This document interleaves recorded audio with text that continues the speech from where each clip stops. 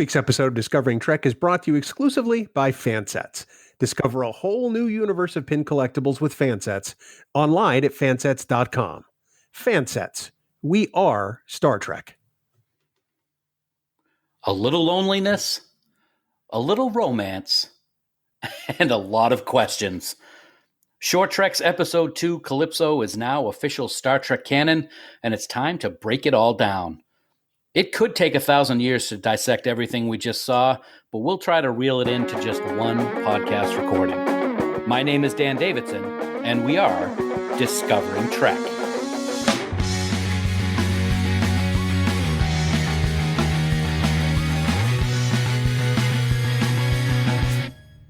Welcome one and all to Discovering Trek, the Star Trek Discovery Companion, presented by Fansets. As we prepare for an amazing-looking Season 2 this coming January, we're being gifted with some new mini-episodes every month until then, and with Short Trek's Episode 2 entitled Calypso dropping just recently, we are happy to be back to talk all things Discovery. As always, this is the premier podcast to get the most in-depth discussion and analysis about our favorite spore-jumping starship and her crew, and whether it's a full season episode or a 15-minute short trek, we are here to break it all down, give our opinions, and look ahead to what we think might happen next. And as always, as I say well, I got to tell you, when I feel like I'm stranded 1,000 years in the future and have no idea what to do next, he's my own personal Zora to pull me back to reality and put my best foot forward. He's my very special friend, he's my brother in Trek, and he's my funny face, literally and figuratively. He is the one and only Bill Smith. Bill, it's great to be back for Episode 2 of Short Treks. Thanks, Dan. It's good to be here. I'm not sure. Did you just call my face funny? Literally and figuratively. No, it's good to be back. I'm happy to talk about this brand new installment of Short Treks, and I don't have to dress like Fred Astaire to do it, although I would have. I just want you to know. I'm pretty sure you would have looked pretty nice. Yeah, like you said, it's great to be back. But in addition to being back, it's also great to hear from our listeners about what they have to say about Discovery and this Episode 2 of Short Treks. How might they contact us, my good man? Priority 1 message from Starfleet coming in on secured channel. Well, of course, hailing frequencies are open, Dan, and we are transmitting friendship messages in all languages, on all frequencies, and even 1,000 years into the future. You can discover us on Twitter at Discovering Trek, and on the Book of Faces, we can be found at facebook.com/Discovering Trek. In either place, you can join in on the discussion, leave us comments, questions, suggestions to keep us occupied during this hiatus, and while we wait for the next short trek. Plus, don't forget, you can also send us voicemail by going to trekgeeks.com and clicking on the giant blue button on the right-hand side of the website. Please remember, though, that any comments you could leave us may be used in an upcoming episode of Discovering Trek. Dan. Thanks, man. It's always good to hear from our listeners, and we hope we'll hear from you about this Episode 2. So let's get right into it. Episode 2, Short Treks, Calypso. Let's get your general thoughts on it, man. What did you actually think about this one? After Runaway, we were looking forward to seeing what was next. What'd you think? Well, as you know, I wasn't as big a fan of Runaway as perhaps I could have been. And I find I'm even less a fan of this particular episode. There are some great qualities to it, but it wasn't one that inspired me or hit me in the feels, if you know what I mean. Mm-hmm. Like I think Michael Chabon was intending to have happen. I think it's got a lot of issues on a story level, and we can get into that certainly as the episode progresses. But it so far for Short Treks, I'm 0 for 2, I have to say. Yeah, I hear what you're saying. I gotta agree with you on a lot of what you said. I feel bad because I was really looking forward to seeing what was coming up next with Episode 2, and knowing that Michael Chabon had written this one. But I gotta stand fast on my opinion. I've been reading online since Calypso dropped about the countless positive reviews for Calypso, and I'm really truly amazed at the amount of positive reviews. I'm really sorry. I just didn't really like it. It's probably the first time I have really not been impressed with a Discovery episode in any way. And I actually thought Runaway was better. And I know that we had some things to say about Runaway that were a little critical. So it's unfortunate. It's going to happen, but I think that Runaway told a better story from beginning to end. Mm-hmm. This one, Calypso, seems more like not just a short story, but a short story fragment. Oh, that's a good way to put Whereas there was a beginning and a middle and an end to Runaway. There isn't really a beginning and a middle and an end to Calypso. It seems very unfinished, and I feel like it's something I've seen before. Interesting. If that makes sense. So, but again, it's something I'm sure we will get into in the coming moments. I'm thinking. Black alert. Black alert. From here on in, folks, this episode of Discovering Trek contains spoilers, so if you haven't watched Short Trek's Calypso, stop listening right now, head on over to CBS All Access, check it out, and come back to our own time period for a great discussion.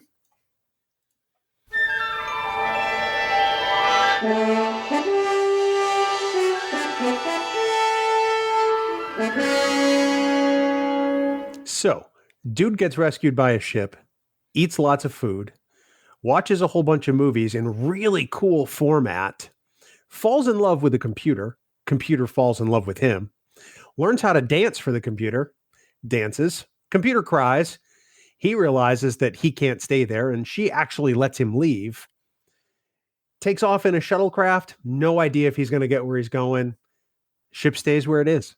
The end.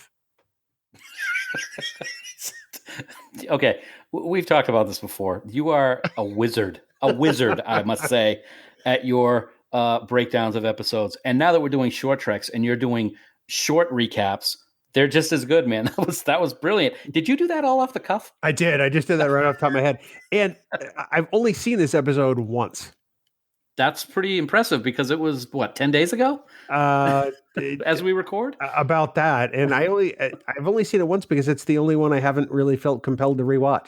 Yeah. Well, there's a lot of things to talk about with Calypso. So let's start with the good. Let's talk about what we liked with Calypso. And I'm going to start off first, Bill. Yeah. And I'm going to say Aldis Hodge as Kraft was phenomenal. He was great. Whoever cast him in this role was perfect. And I'm really, really bummed out that this short trek took place 1,000 years in the future, because I really wanted to see this guy as a regular starting with season 2 of Discovery.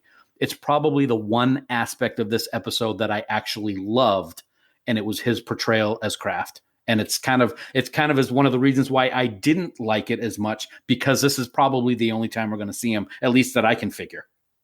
No, I agree with you. I am a big fan of Aldis Hodge. He's great in pretty much everything he's in. And I like that he actually creates a character that we can relate to in just under 15 minutes. That's hard to do in this format. I mean, obviously in Runaway, we had Tilly, whom we could already relate to.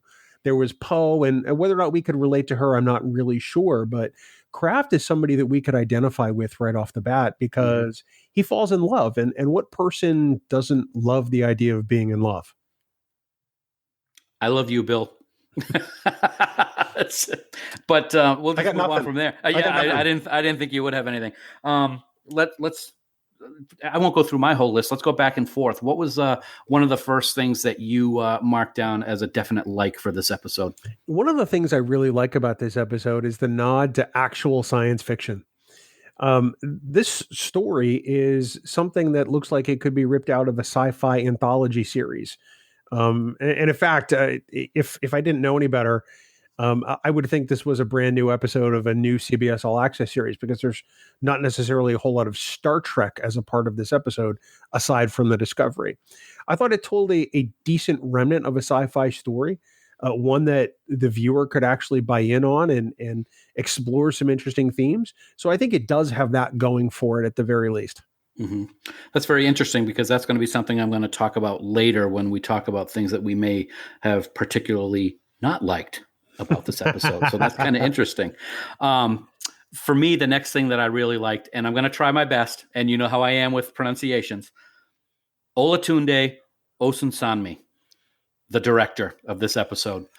We have seen him do episodes in season 1 of Discovery, and we loved everything he did. I got to say, this episode, his direction was awesome.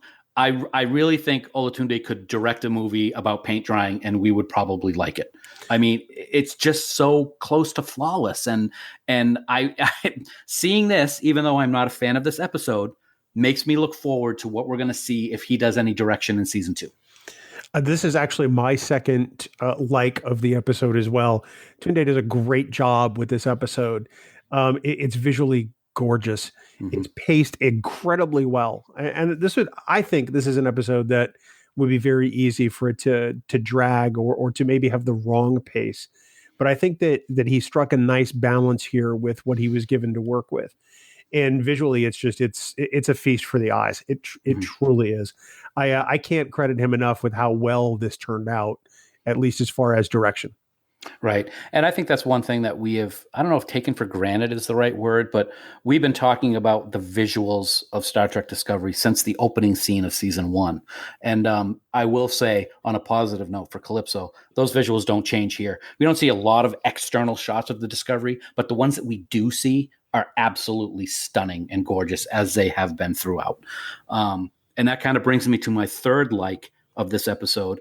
And that's actually the scenes that we saw on the bridge of the Discovery with Kraft and the computer and the holographic movies. It was really cool for me to see the bridge with no activity on it and barely any consoles lit up and the dust and stuff like that. I really thought that made for a very interesting way to let the fans see the ship in a way that we normally wouldn't see it. I think that's 100% true. I have to say I do love the scenes on the bridge. I love that we got to see the movie Funny Face in a completely different way. I mean, I love old films. I love Fred Astaire. Funny Face is a great movie, and I think it's interesting that they found a way to incorporate that one. Yeah, I think it was perfect for the scenes. And just the idea of being able to be immersed in a movie like that in the future is something I want right now. So I have to love that. Yeah, very, very interesting. What about you? What do you have for your third like, if you have a third like? I mean, I don't want to assume anything. The Funny Face was probably my third like, simply because it just does tug on my heartstrings a little bit. I appreciated that in the development of Kraft that they had him do something to please Zora. And I thought that was very interesting. I mean, in artificial intelligence stories, we sort of take it for granted because it's usually sort of one-sided. Mm-hmm. And this one, the love is kind of mutual. And I thought that it was nice that he did something sweet for Zora. So I thought that was a really interesting character note. It was a part of this episode I liked very much. Okay. One little thing that I liked before I get to my final big like, I thought the tear scene after they danced and he left the bridge was very powerful emotion wise.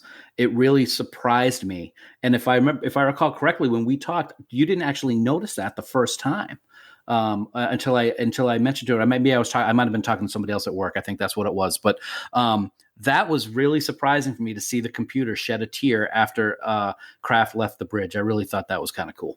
No, I agree with you there. And it was me. Was it you? Okay. Yeah, no, I happened to have my head down at the time because I was taking notes per se. And, I did rewind it after that and noticed that was the case. But I thought it was a very subtle thing in hindsight. And I did at least appreciate that aspect of it, even if I didn't necessarily like the way the episode turned out. Right. Well, the last thing that I wrote down in my notes for what I liked about this episode was, I don't want to sound like the Guardian too much, but the question. Can we love a machine? I thought that was very interesting. I thought it was a great way to portray that question in this episode. Now, there's going to be answers up and down the spectrum as to whether we can, but I did like the way that this was posed in the story. I thought that was kind of cool. So that's the last thing that I had for a like. No, I agree with you. And while this episode doesn't have a lot of Star Trek in it, that is one element that is really Star Trek at its core, that sort of examination of humanity. Can we evolve to a point where we love a machine as much as we could love a person? I think that's an interesting element to explore. I don't necessarily know that I would have explored it the same way. Sure. Because I think we've seen other instances of that in a way in TNG with characters on the holodeck. that almost allow for the same thing. And I'm thinking of like Geordi and Leah Brahms, Mm-hmm. or at least the Leah Brahms hologram, which is essentially just the Enterprise computer with a persona. So is it an interesting question? Absolutely. Does it speak to the core of Star Trek? It does, even if this entire episode doesn't necessarily. Right. Well, you hit the nail on the head there. So let's get right into some of the things that we may not have liked about Calypso. And for me, the one that really it just is the main thing and why I did not like this episode, and other people may disagree. This wasn't Star Trek for me. Even though you just talked about things that are Star Trek about the episode, this was not Star Trek to me. And let me give you an example of why I think that way. This week on Trek Geeks, we're doing a discussion about collectibles. And in preparing for this discussion, I was watching an episode of on Netflix, the episode The Toys That Made Us. Is that what it's called? Yes. Okay. And it's an episode about Star Trek. And they're talking about how back in the 70s, after the original series, how there was this explosion of Star Trek toys that came out. And what these companies would do is they would have a tank, or they would have an airplane or something like that already in production.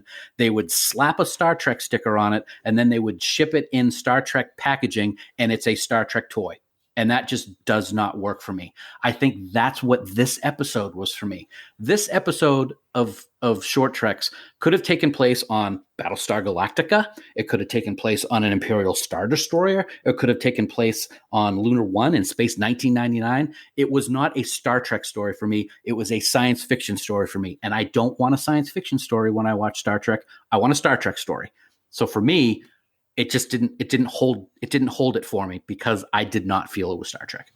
You know, in a recent interview with CNET, Michael Chabon said that he saw this episode as, quote, isolated from the vast tapestry of Star Trek, end quote.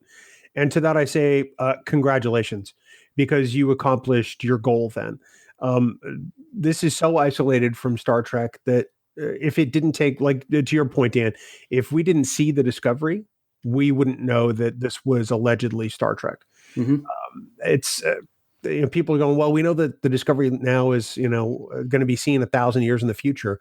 At some point, the crew leaves it. It's part of canon. Well, we don't know that. We don't know if this is our timeline. We don't know if this is just random story for entertainment. We have no idea. So I'm going to assume for the moment it's not canon, and also because the writer hoped it would be isolated from the tapestry of Star Trek to some extent.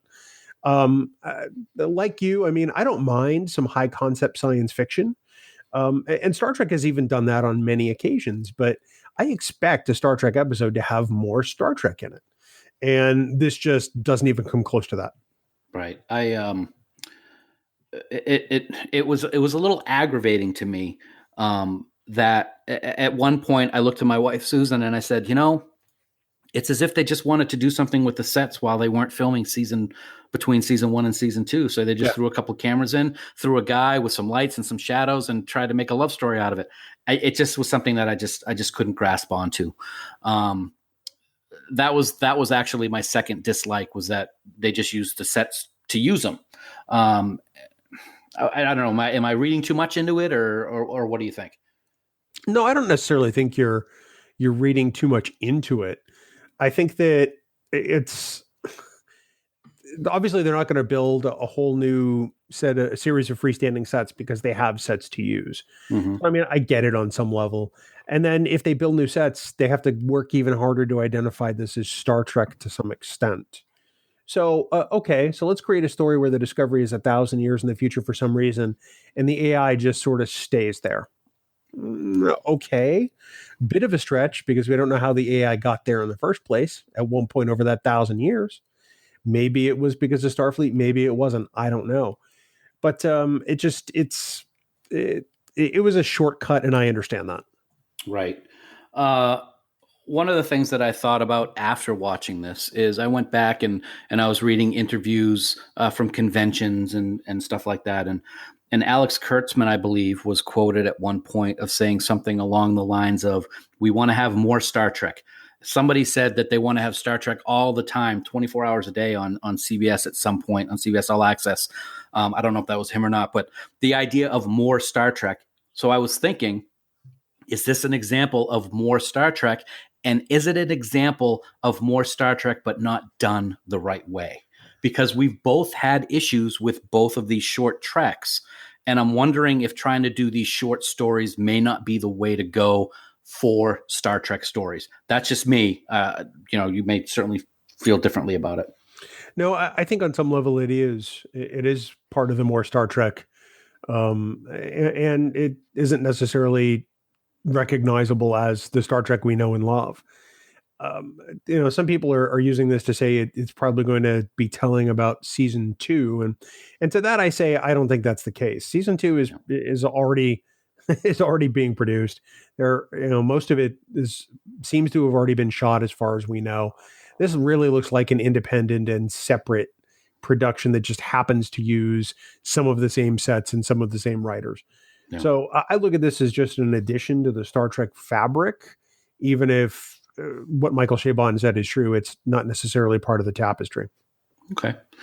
The last thing I wanted to bring up about what kind of my dislikes were for this episode, and this is going to be nitpicking, Dan, because I tend to do that with some of the details in Star Trek episodes, is for me, we talked about unanswered questions in Runaway, but this episode for me had a lot of open questions that I'm just not sure were a product of not great writing, or people felt that it wasn't important to the story. But we heard that the crew left.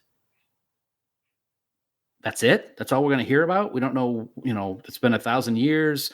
How is the Discovery even able to be powered for 1,000 years? I would think that dilithium kind of wears down after a while. You talked a little bit about the computer evolving. How did the computer evolve? Was it something else? Did somebody install something during that 1,000 years? And, this is a Federation starship. Did the Federation just give up looking for the ship after a certain amount of time if there was nobody reporting back? I just, like I said, nitpicky a little bit, but these were questions that popped into my mind after the episode aired, and I can't imagine I'm the only person who thought of stuff like that. No, I'm sure. I mean, we have to assume the crew left for a reason. And the AI was there at some point before that because it followed the orders to stay where it was. It didn't, just decide to go off with craft somewhere. Mm-hmm. We also have to assume, I think, at some point that if they were going to upgrade the AI of the computer, then they probably also upgraded Discovery's ability to power itself with some sort of perpetual or unlimited power source, because you probably couldn't have one without the other. Or perhaps the computer did it. If the computer has evolved that much, who's to say that it didn't evolve so well that it made the improvements it needed? If it could fix a human being in craft and treat a human being, who's to say it couldn't treat itself? And did the Federation just give up on the Discovery? I don't know. Did the Federation give up on the Stargazer? Did the Federation give up on any one of a number of ships? Mm-hmm. It's hard to say. Who knows what circumstances at which, the Discovery finds itself there 1,000 years in the future. Maybe it's some sort of subspace anomaly type thing. Maybe it's some sort of alien influence. Who knows? But I do understand those questions. I think they're secondary in the scope of some of the gaps in the writing of this story, though. Okay. It's funny, as you were saying, that's why I like having these discussions, because you make me think of things in a different light. The Stargazer, perfect example, man. I had not even thought about that. So kudos to you. And as you were talking about the computer evolving, I thought about our friends over at Star Trek Continues and the computer on the Defiant, Tiberius, and how he evolved. So right. Possible. I look at this story and I struggle for trying to figure out what the purpose of it is. Mm-hmm. I sit there going, okay, so this guy could fall in love with a computer. What's the point? Right. I understand it's interesting to examine that question, but there's no real resolution other than he leaves. And we don't know what happens to the computer afterward. Does the computer, pine for the loss of that love? Does the computer decide that it can't go on otherwise because it's known love and then now knows loss? I think that would have been more interesting to extrapolate out and at least tell a more complete story. But that's got to be my largest dislike of this episode, is the fact that it's really only part of a story. I agree with you. If we want to see that, we'll watch Lost. which is one of my favorite TV shows, but there are so many unanswered questions in that show. And I think the same could be said here. There are way too many unanswered questions, and maybe they're not supposed to be answered, but as a Star Trek and Star Trek Discovery fan, I kind of want that. So that's one of the reasons why I just didn't give a thumbs up to this one. As we warp into season 2, we are thrilled and honored to welcome back our friends at Fansets as the exclusive sponsor of Discovering Trek. You know, Fansets has so many collectible pin offerings for fandoms aside from just Star Trek. I mean, you can get yourself pins from Alien, Harry Potter, or even Justice League, and so many more from the DC universe. Plus, they are adding new pins all the time, so we definitely want you to check them out. And as a special, guess what? Coming up in December, there will be a brand new Captain Pike from Star Trek Discovery pin available, so watch out for that. Fansets.com is the address, and you will not be disappointed in their amazing selection of pins. Fansets is pinpoint accuracy, and as always, we thank our friends at Fansets for being our exclusive sponsor of Discovering Trek. Long-range scan of planet complete. So, Bill, as we look at long-range scans for this week, it's kind of funny because as I was working on notes for this episode, I was actually starting my notes before it aired, just basically from what we saw in articles and what we saw in the trailer and such. And one of the things I wrote for long-range scans was, will Aldis Hodge end up being a regular in season 2? No. Nope, I don't think so. Not going to happen. And that's a bummer. It really is a bummer because I would have loved to see him because he was fantastic. He absolutely was. I don't know if there's any long range scan that really applies to this episode because I think it's almost like a message in a bottle in a way. I mean, we've uncorked this, we've read it or watched it in this case, and there's not a whole lot more there. It tells a bit of a story, and we're left to figure out the rest on our own. And personally, I could be wrong about this because, you know, we all know my predictions and how ironclad they are on Discovering Trek.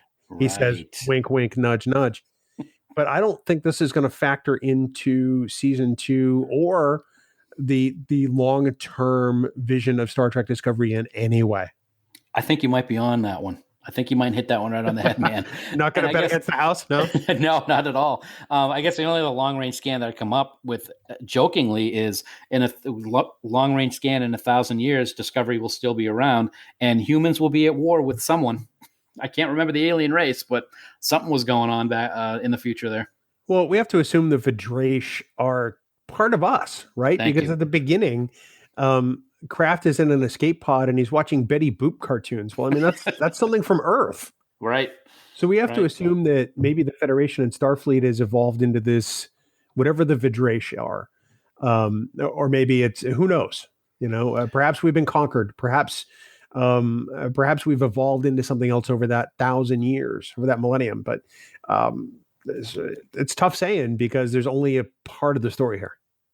Right. And see, that's another reason why I just didn't have the warm feels for this episode. It wasn't Star Trek to me. There was nothing remotely recognizable as being Star Trek except the Discovery. This alien race, the Vidrash you just talked about, never heard of them before. It's just this new thing that got thrown in. And while we do seek out new life and new civilizations in Star Trek, it felt completely separate from the Star Trek universe to me. And that alien race is a perfect example why.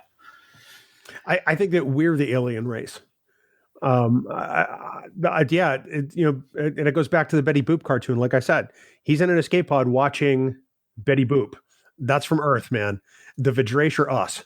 And so we don't know how we get from here to there, or there to here or whatever. So, like I said, there's part of a story told here. The part that's here is told nicely. There's just not a whole lot of Star Trek there. Yeah, I agree. Well, 2 down, 2 to go. I don't know about you, but dude, I am very excited for the next episode of Short Treks because of who it focuses on and who it's written by. So what are we going to be looking forward to in December of 2018, old buddy? You know, Dan, it's like Christmas is going to come early next month when we return with the next Short Treks installment titled The Brightest Star, which features our favorite Kelpie and Saru, and writing by 2 of Discovery's amazing writers. Of course, I'm speaking about our friends Bo-Yeon Kim and Erica Lippold. And Bowie, I'm sorry if I messed up your name. My bad. Until then, of course, remember, you can subscribe to Discovering Trek by searching for us on Apple Podcasts, Spotify, Google Podcasts, or even by heading on over to discoveringtrek.com. Dan? Well, folks, that's going to be it for now. I still love Discovery. Please don't make me think that I don't. I love it. I can't wait to see what happens in the rest of the short Trek season and in season 2. And as always, we want to thank you for taking time out of your busy schedules to listen to us talk Star Trek Discovery. We're going to be back next month to talk a new Short Treks episode with some new insight into our beloved Saru, as Bill mentioned. But until then, here are some words of wisdom from Dr. Leonard McCoy, which seems strangely appropriate based on today's discussion. Compassion. That's the one thing no machine ever had. Maybe it's the one thing that keeps men ahead of them. And until next time, never stop discovering. Music for Discovering Trek is provided by 5 Year Mission. They're writing one song for each episode of the original Star Trek. Download their music at 5yearmission.net. Discovering Trek, a Star Trek Discovery companion, is a production of Trek Geeks. Executive producer Dan Davidson. For even more Star Trek discussion, check out the Trek Geeks podcast, available on Apple Podcasts and TrekGeeks.com.